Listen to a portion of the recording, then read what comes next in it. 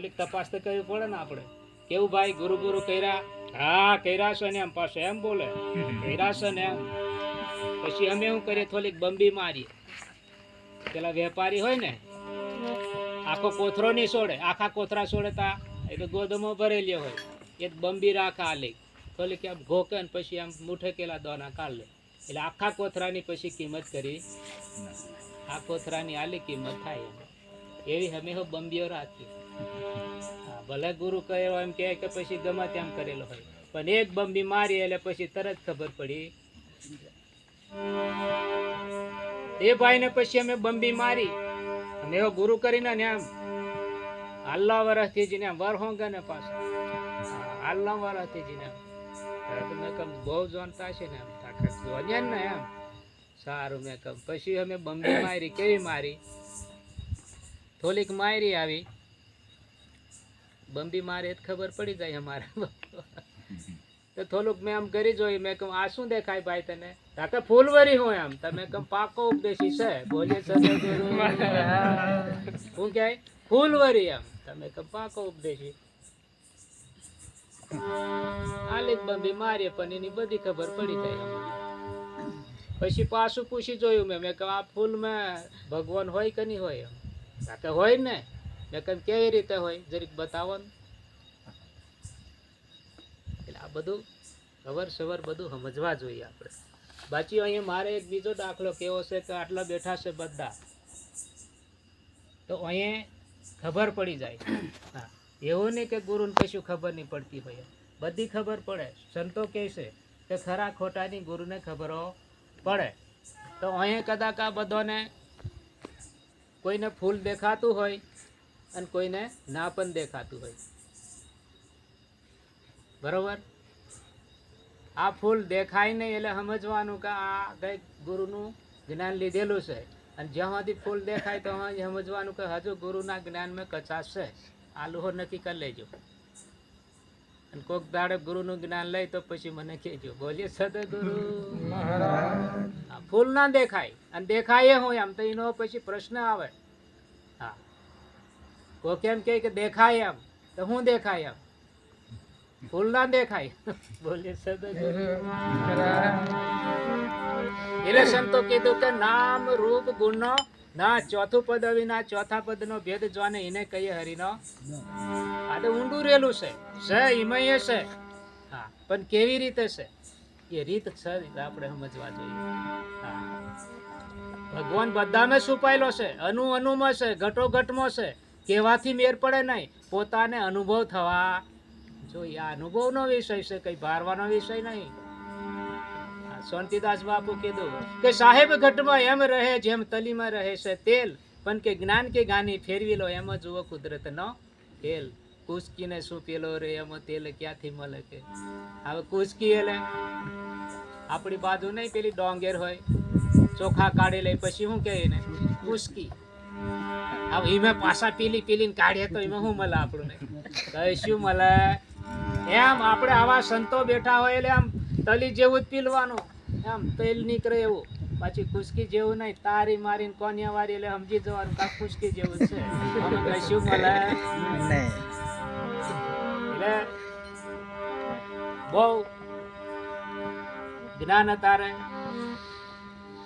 Mobile ની અંદર ગમે તેની અંદર તમને બધા. પણ એક વાત નક્કી રાખજો કે જ્યાં સુધી તમે ગુરુનું જ્ઞાન નહીં લો ત્યાં સુધી એ વાતનો પણ અનુભવ થશે નહીં. ભલે તમે શાસ્ત્રો વાંચો કે પછી પુસ્તકો વાંચો, ગમે તે સંતોએ ના પાડી છે. અને મેં અભણ છું, અમારે જયંતિરાવ અમને ખબર. અને અમને પણ ખૂબ ખૂબ ધન્યવાદ કહેવાય એમને.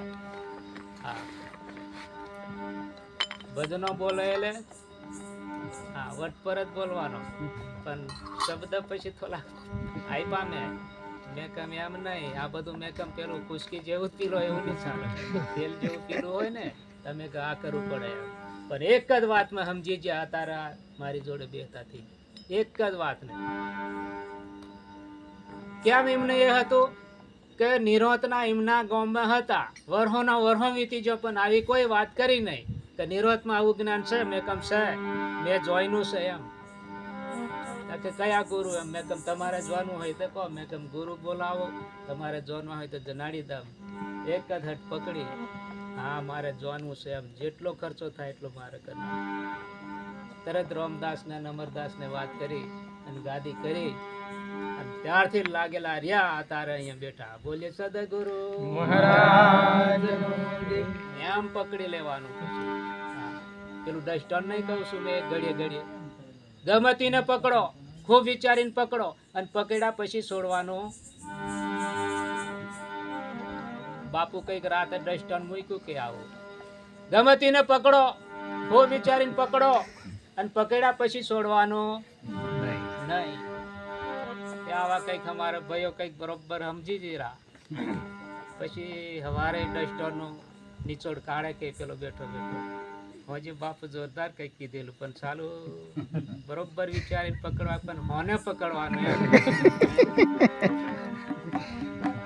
કઈ ખેતર માં બેઠો બેઠો પાણી વારતો હશે અને ગધેડું ચરતું ચરતું આવ્યું કે, અને આમ વારતો કે ગધેડા ને પૂછડે પકડું કે એમ પાછું આવ્યો કે, પણ બાપુ કે તેરા બરોબર વિચારીને પકડવાનું, જાયલા પછી છોડવાનું ને એમ કેતા જુઓ સર વિચારો કે એમ નજીક આવી ગયું કે હાન ગધેડા ને પૂછડે પકડ્યું. ભાઈ હું હાથ પછી હે બેન બે દેડા દેડ દેડા દેડ, પણ પેલા ને નક્કી કરીને પકડેલું, ગીલીને જ જાય પણ નક્કી કરેલું કે નહીં છોડું, એમ બરોબર વિચારીને ચાલેલું છે.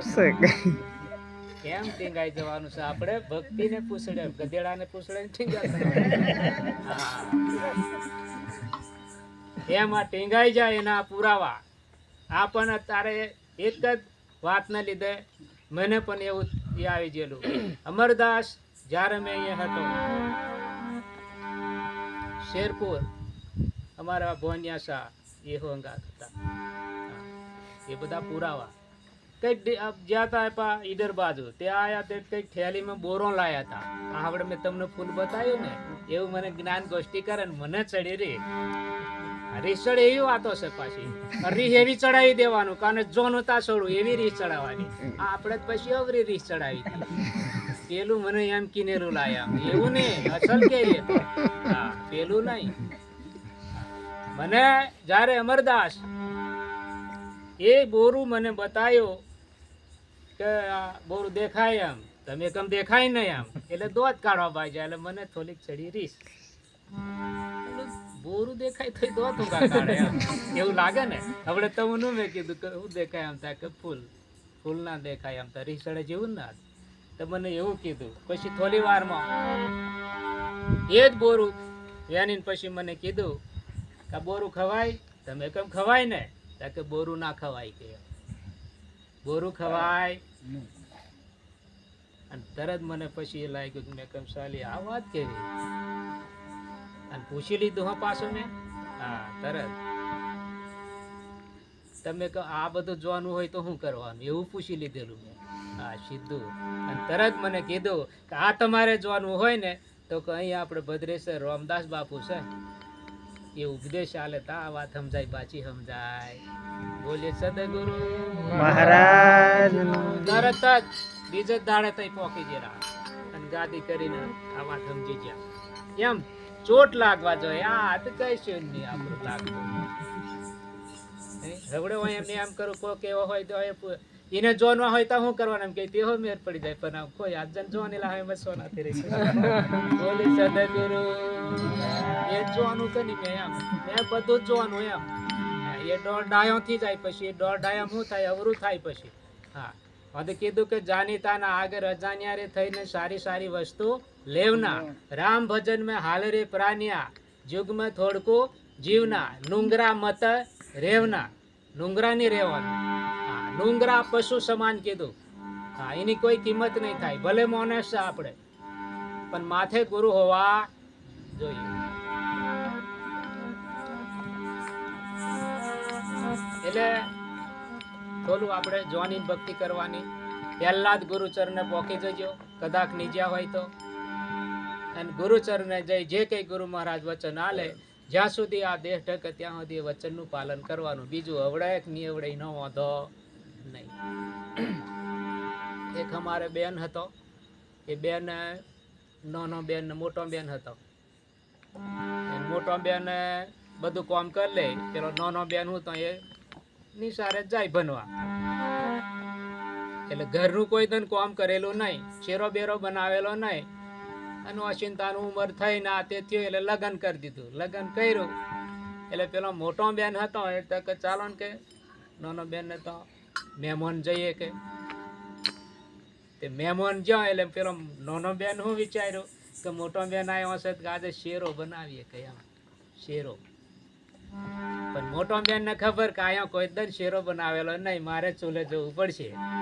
તે ચૂલે જઈને બધું શીખાડે છે નાનો બેન ને કે પેલું એમ કરવાનું, એ મને આવડે છે ને કે એમ કે જોરમાં બોલે. હા, પેલો મોટો બેન કે પેલું એમ કરવાનું, એ મને આવડે છે ને કે એમ કે થોડુંક પાણી ગરમ, એ બધું મને આવડે છે. પછી થોડુંક એ બધું મને આવડે. પેલો બેન ને લાગી થોડી કે રે પછી એ કરતા કે બધું આવડે. મેં બારીને ખબર છે મને, તું તો કશું હજુ બનાવ્યું નહીં અને એ હું તને આવડતું છે. થોડું સમજાવું, થોડું હોંભર, આ જે હોય તે આવડે તાકે કર.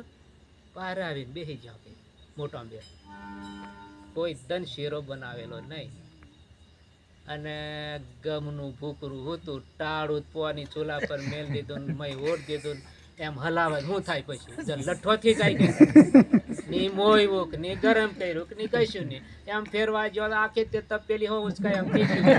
મોટો બેન એમ તો હું કાકા લઠ્ઠો થી ગયો ને ઉચકાયો, કાકા લઠ્ઠો થી જાય ને કે તું ભરતી